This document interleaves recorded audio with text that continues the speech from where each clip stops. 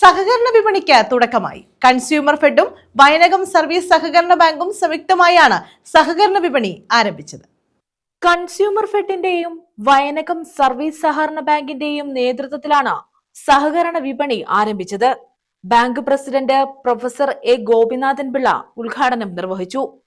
Vayanakam service സഹകരണ ബാങ്കിലെ ഈ വർഷത്തെ ഓണാഘോഷത്തോടനുബന്ധിച്ച് സർക്കാരിന് നിയോഗിക്കപ്പെട്ട നിത്യോപയോഗ സാധനങ്ങളുടെ വിതരണം രാവിലെ ആരംഭിക്കുകയാണ്. ഈ നിത്യോപയോഗ സാധനങ്ങൾ എന്ന് പറയുന്നത് ഏതാണ്ട് 21 ഐറ്റമാണ് നമ്മൾ സർക്കാർ പറഞ്ഞിരിക്കുന്നത്.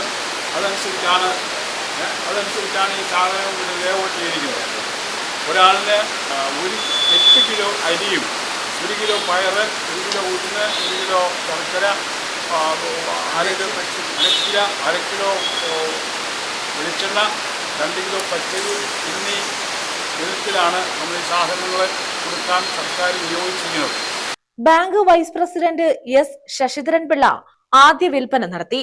ഡയറക്ടർ ബോർഡ് അംഗങ്ങളായ S Mahilamani, Mayadevi, Vijayan, Ajikumar, bank secretary Arun S V, BM Shah, Jagalpriya, Arya, Amal, Raseena, Bindu, Kannan, Manu, Soumya, Hindath എന്നിവർ പങ്കെടുത്തു. News bureau, Ochira.